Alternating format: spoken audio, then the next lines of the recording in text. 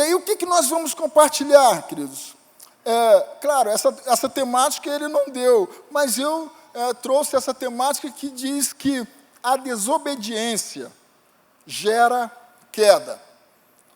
A desobediência gera queda. E aí nós vamos ver, certamente, se a desobediência gera queda, a obediência gera na alta. Mas, não é, queridos? Não é? Verdade. Se a desobediência gera queda, a obediência gera... Então, gente, tinha tudo a ver, embora não é a sequência, mas a obediência ela vai gerar na alta. É impossível você ser obediente ao Senhor e não gerar na alta. E nós vamos ver que essa ministração, essa passagem, vai tratar de a desobediência gera queda. Jonas, a mensagem, é sobre esse profeta que nós iremos mencionar.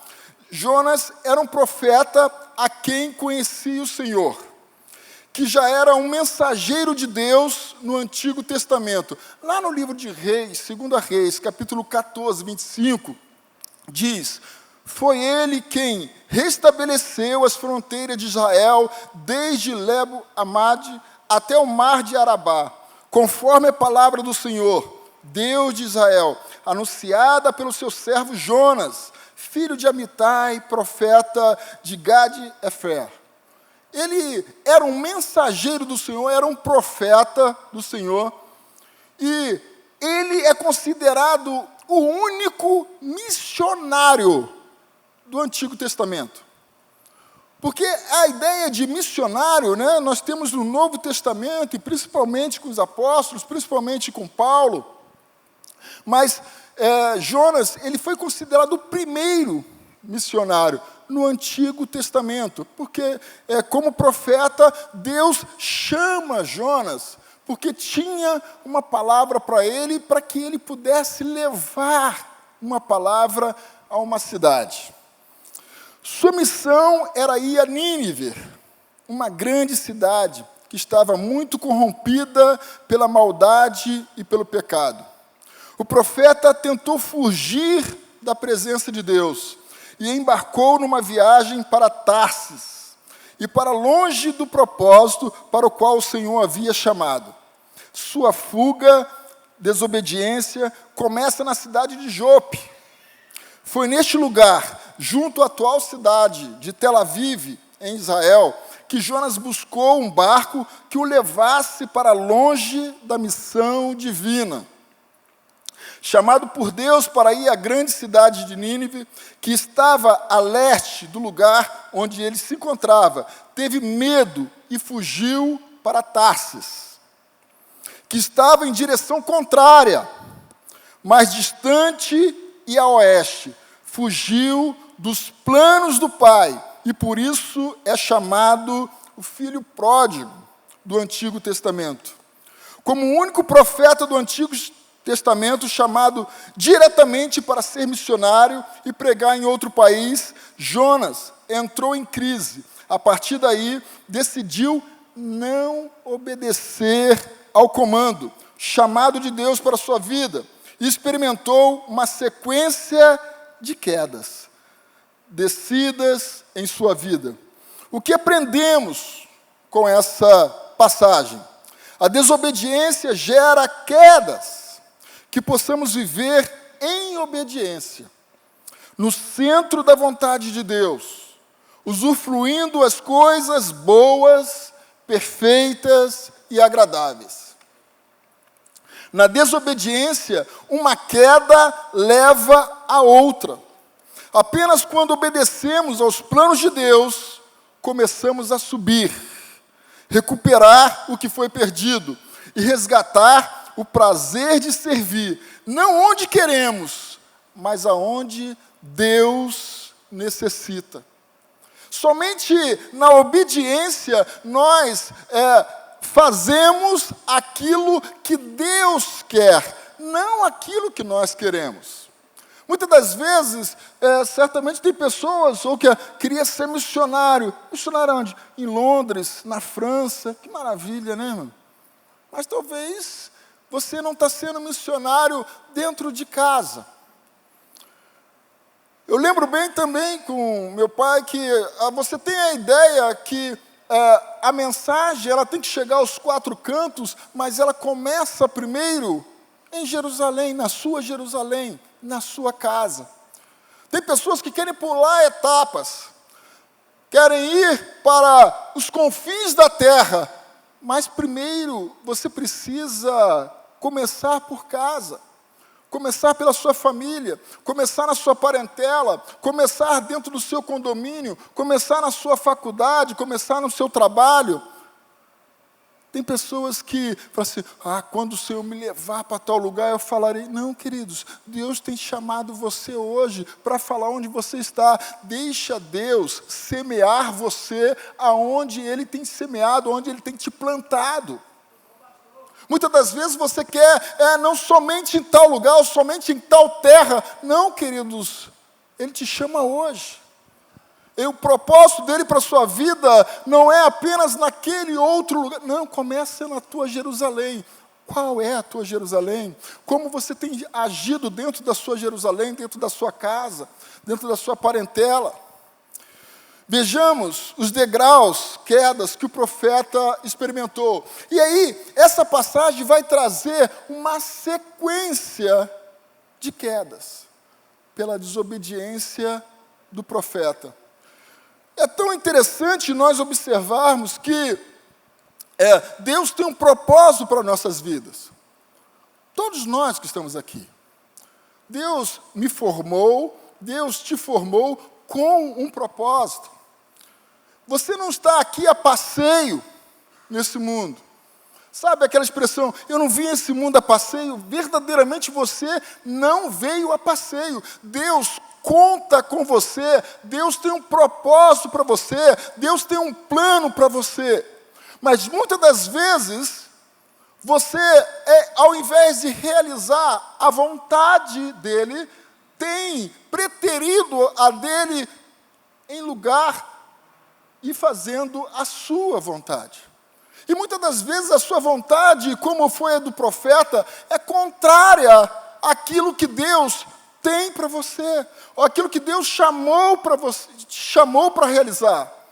E quando eu entro em rota de colisão com a vontade de Deus, queridos, ou seja, eu não obedeço à vontade de Deus para a minha vida, eu vou experimentar quedas, tropeços. Muitas das vezes são escolhas equivocadas. Vamos dar uma lidinha no texto de Jonas, capítulo 1, versículo de 1 ao 3 ou ao 5, mais ou menos.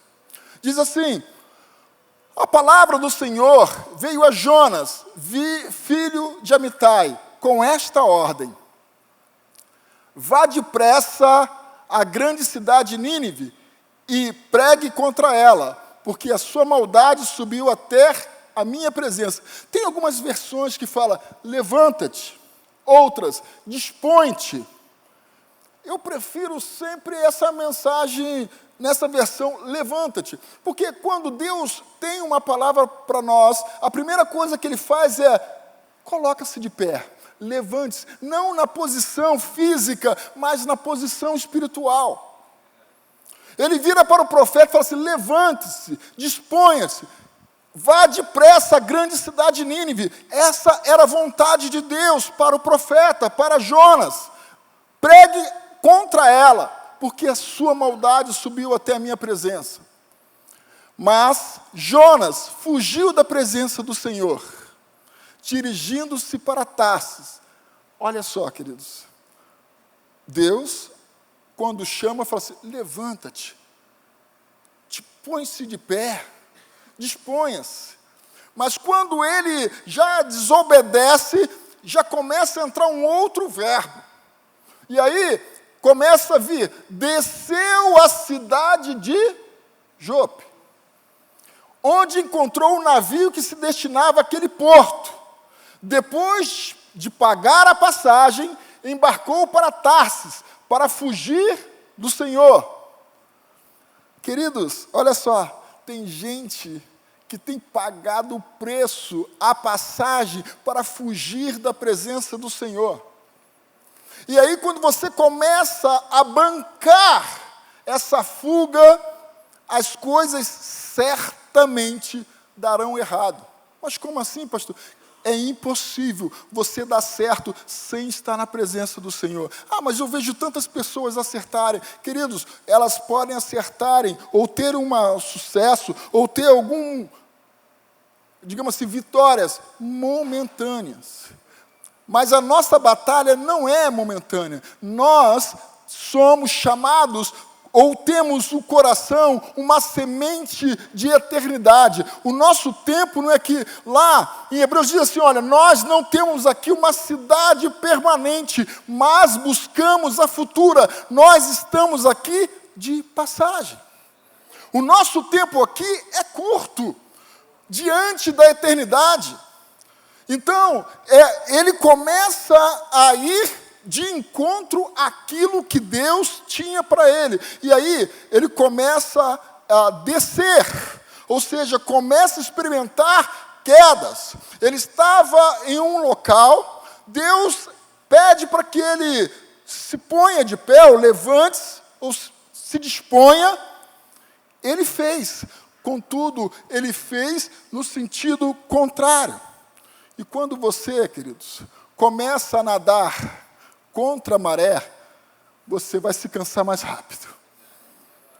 Porque quando você está na direção de Deus, parece que o sopro é favorável.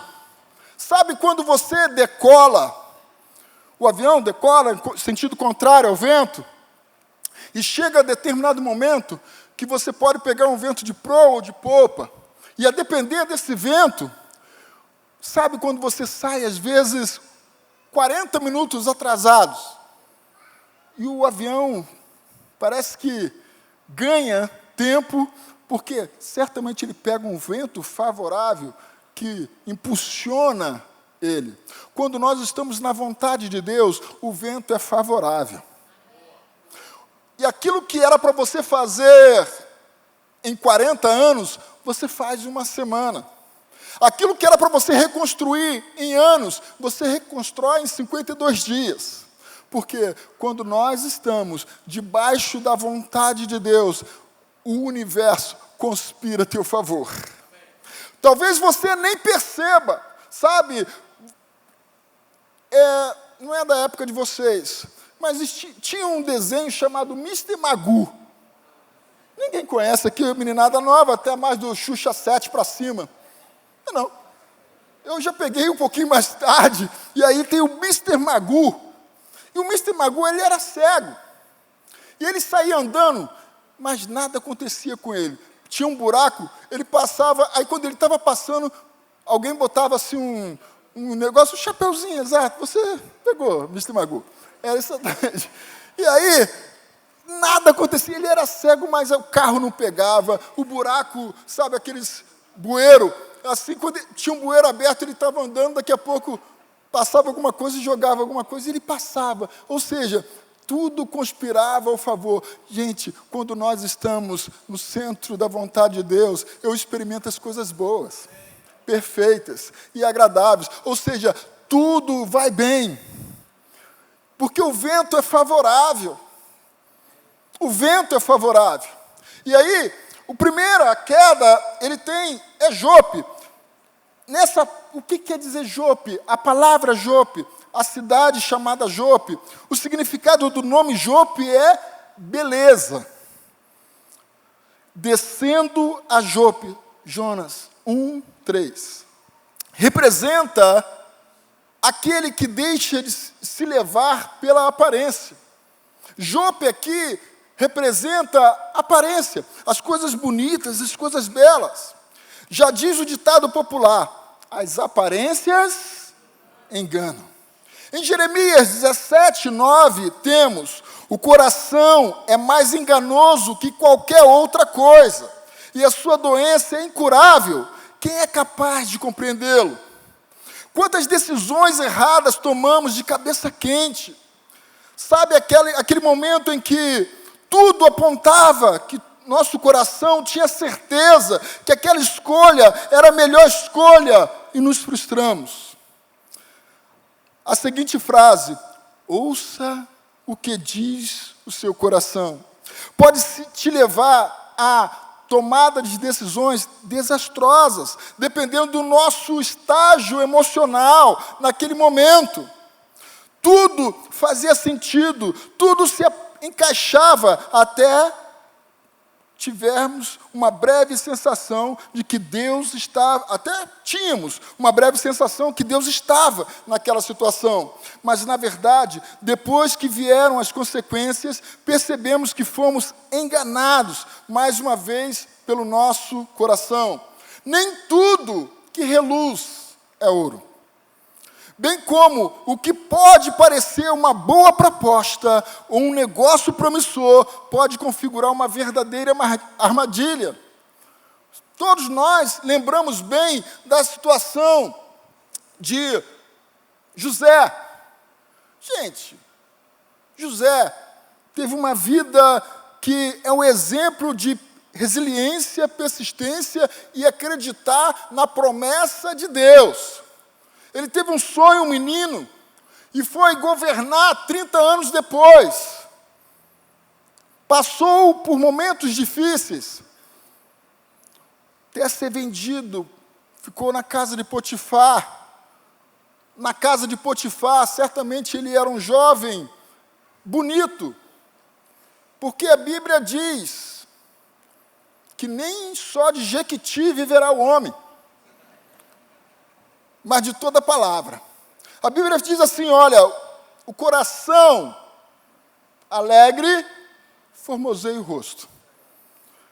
Diz que a palavra é o bom remédio para o teu corpo. José certamente era um homem de leitura bíblica. Ou seja, se alimentava da palavra de Deus. E aquele que se alimenta da palavra de Deus, certamente tem um rosto formoso, menino bonito, e aí vai para a casa de Potifar, a esposa de Potifar, todos já conhecem bem, a famosa Potifera.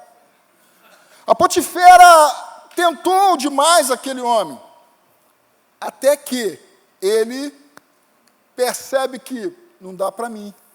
Se eu ficar aqui, eu vou cair. E tem pessoas que brincam com fogo. Gente, escuta essa. Tentação, você foge. O diabo, você encara. Tem pessoas que fazem o contrário. Do diabo ela quer fugir. E da tentação ela quer brincar. Não vai dar certo. Não brinque. José percebeu que não ia suportar. Certamente aquela mulher, uma mulher que, bem cuidada, bem tratada, e começou a dar em cima dele. Ele o que fez? Correu, fugiu. A palavra de Deus fala assim, e ele fugiu, e ele correu da presença da mulher.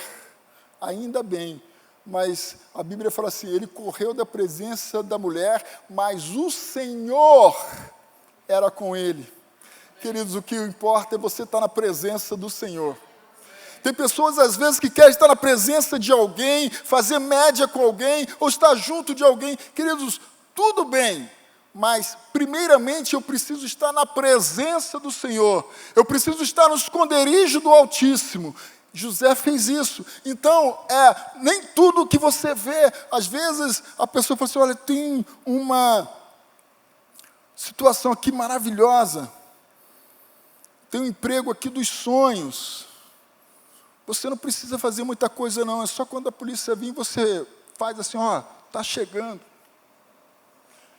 Às vezes a pessoa é iludida a determinadas situações, possibilidades de sucesso financeiro, portas abertas, até mesmo um relacionamento onde que tudo dizia que ia dar certo. A Bíblia chama de concupiscência dos olhos. Olha o que diz 1 João 2,16. Pois tudo que há no mundo, a cobiça da carne, a cobiça dos olhos e a ostentação dos bens, não provém do Pai, mas do mundo. O inimigo sempre usou essa estratégia para nos afastar de Deus. Ou seja, Jope aqui representa a beleza.